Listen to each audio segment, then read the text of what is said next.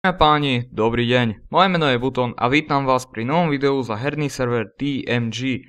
A ako viete, majoritou tohto kanálu budú hlavne tutoriály, recenzie a príspevky na rôzne hry.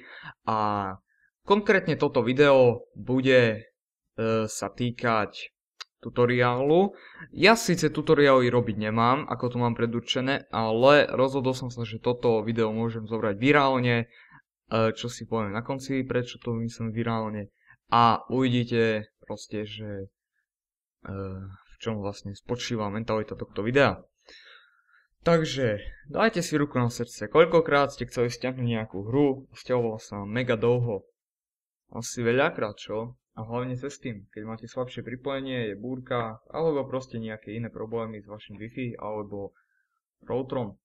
Takže my si ukážeme, ako zvýšiť rýchlosť sťahovania.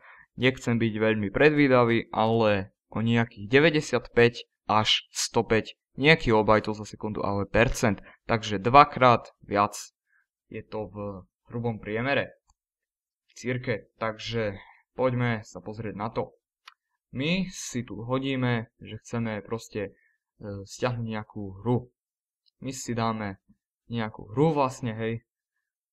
A dáme si, že chceme hrať napríklad Elsword. Hej, akože to vieme, čo to je a chceme to zahrať, hej. Takže klikneme na to, hej, klasicky. A dáme to, je to dosť drahé. No to je zadarmo, pretože je to free to play. Má to 3 GB. A to je akurát. Takže klikneme na to. Toto sa nám tu nahodí do knižnice. Dobre, máme ju v knižnici vlastne. Tu je naša hra Elsword.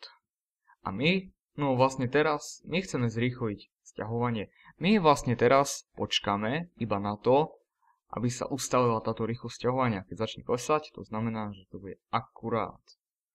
Vlastne my teraz počkáme.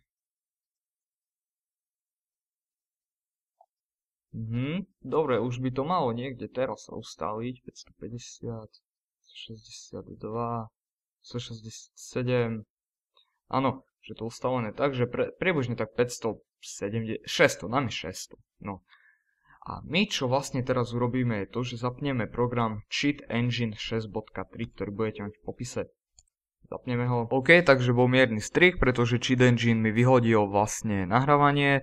A jediné, čo my vlastne teraz urobíme, je to, že zoberieme náš Cheat Engine, klikneme na Select a Progress to Open, klikneme na to. A tu nás vyhľadneme aplikáciu steam.exe. Môže sa stať, že tu máte iba Steam, ale steam.exe je to, aby ste boli pevne presvedčení, že to je to práve. Kliknete na to dvakrát. Hodí sa vám tu do toho adresára. A vy urobíte to, že na tejto lište dáte Enable Speed Hack. A tu na, ako máte speed, si pretiahnete na 0,5. Je to paradox, pretože vy vlastne chcete zrýchliť rýchlosť sťahovania, ale musíte dať menšie číslo rýchlosti sťahovania. Je to paradox, ale takto to funguje. OK, takže ešte raz tu na vyhľadať steam.exe, Enable Speed Hack budete mať takto, vy to dáte takto a speed z 1 na 0,5. A teraz dáte dosť veľakrát apply, tak 10 krát. Nemusíte to počítať, proste veľakrát, ako napríklad ja pozrite teraz. Hej, ja to nepočítam absolútne, ja proste iba akože dávam, že koľko. Minimalizujeme a počkáme a pozerajte, ako sa nám zrýchli sťahovanie. Musíme počkať na update, no vidíte, a už sa nám to zrýchlie. Nezabudnite, že sme mali 550 približnú rýchlosť. Vidíte, už tam je 9 desatín. No, už tam je. No, a dostali sme sa na 1 mega za sekundu.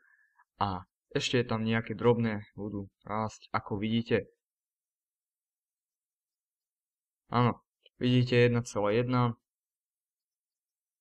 Ešte to nie je ustavené, pretože ja beriem, že to je ustavené, až keď to klesne.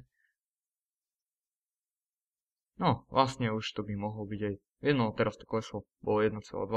OK, takže videli ste, ako tento, nie je to cheat, proste je to pomocný program. No, nie je to vyloženie cheat, pretože vy tam nenarúšate žiadnu databázu ani C# skripty, hej, vy to proste iba zrýchlite. Takže nedá sa to považovať ako nejaký prestupok voči tretím osobám. Takže neberte to ako cheat. Takže a ako som hovoril, toto video môžete brať virálne, zdieľajte ho, aby čo najviac ľudí videlo toto video a nie preto, aby sme na ňu mali zhliadnutia, ale preto, aby sa im zrýchlila rýchlosť sťahovania na Steame. Pretože akceptujem, sú ľudia, ktorí o tom vedeli, ale niektorí ľudia o tom nevedia a ja im chcem v tomto pomôcť.